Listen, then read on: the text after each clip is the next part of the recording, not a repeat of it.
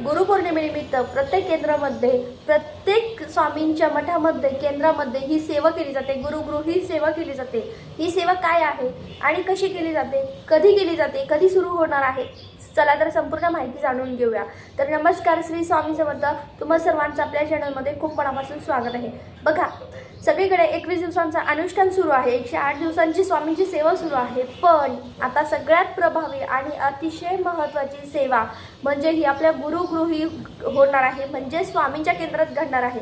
तर ही सेवा कोणती आहे बघा, प्रत्येक केंद्रामध्ये घडणार आहे आणि त्या सेवेमध्ये आपल्याला सहभागी व्हायचं आहे। आता सहभागी का व्हायचं, आपण जिथे एक माळ घेतो तिथे जर तिथे 500 माणसं असेल किंवा 200 माणसं असेल किंवा 1000 माणसं असेल तर त्या पटीने आपल्या माळांचा जप होतो। म्हणजे बघा, ती सेवा आपली तेवढी पूर्ण होत असते। तर मला काय म्हणायचं, तर केंद्रामध्ये आपल्याला कोणती सेवा सुरू होणार आहे, तर अतिशय महत्त्वाची म्हणजे स्वामींचा नाम जपाची सेवा सुरू होणार आहे। आता स्वामींचा नाम जप आपल्याकडून जसंही चालतं बोलतं नाम जप करतोय, पण जेव्हा आपण गुरुगृही सेवा करतो ना, त्या सेवेचं फळ हे अनंत पटीने असतं। बघा, आता सेवा कधी सुरू होणार आहे, तर अर्थातच 29 जुलैला गुरुपौर्णिमा असणार आहे आणि 29 जुलैला गुरुपौर्णिमा असल्यामुळे आपल्याला 7 दिवसापासून ही सेवेला सुरुवात होणार आहे। म्हणजे 23 तारखेपासून या सेवेला सुरुवात होणार आहे। 23 जुलै 2024 गुरुवारी ह्या दिवसापासून केंद्रामध्ये सेवेला सुरुवात होणार आहे।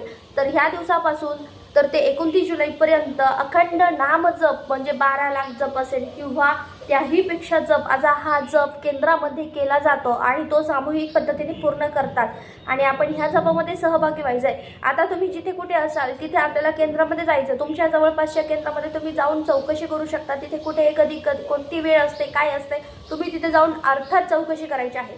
आणि आता ह्या जपाचं तुम्हाला मी एक सांगितलंय की तुम्ही घरी जेव्हा एक माळ घेता तिथे त्या एकाच वेळेस माळीचा जप हा 500 पटीने म्हणजे तेवढ्या पटीने जास्त वाढत असतो। जेवढी संख्या जास्त असते तेवढ्या संख्येने वाढत असतं।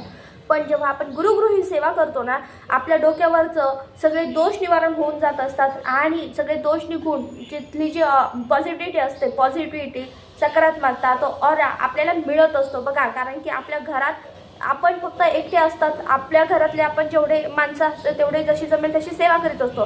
पण केंद्रामध्ये सातत्याने सेवा घडत असते, सातत्याने नामजप घडत असतो, सातत्याने आरती, ही त्रिकाळ आरती घडत असते। म्हणूनच मला सांगायचं की आपल्या कुणाला जेवढं शक्य होईल त्यांनी करायचं आहे। आता सपोज बरेच जण म्हणतील तर ताई आम्हाला केंद्र लांब आहे, आम्ही रोज जाऊ शकत नाही। पण हे बघा, केंद्रात जो जाईल ना त्याच्या आयुष्याचं कल्याण झाल्याशिवाय राहणार नाही। कारण की शेवटी तुम्ही महाराजांसमोर जप करताय, तुम्ही गुरूंसमोर गुरुपौर्णिमेनिमित्त जप करता, हा खूप मोठं भाग्य आहे, खूप मोठं भाग्य आहे।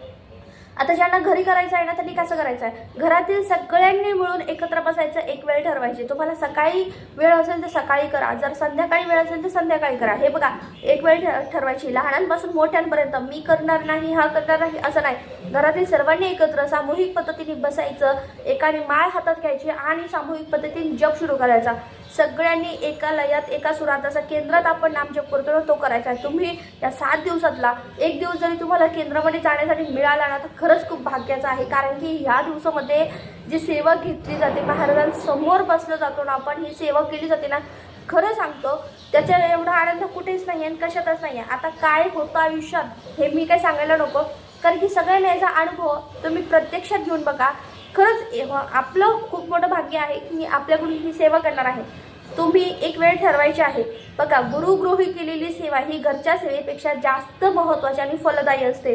कोणत्याही कार्यात म्हणजे अपयश येतंय, कोणत्याही कार्यात अडथळे येऊ नये, यश मिळण्यासाठी आणि सगळ्यात महत्त्वाचं मनातली इच्छा तर पूर्ण होणारच। तुमचा नामजप पूर्ण होतोय म्हणजे तुमच्याची काही इच्छा असेल, जी सेवा असेल ती महाराज पूर्ण करून घेत आहे, म्हणून तुम्हाला सातत्याने हा जप करायचा आहे।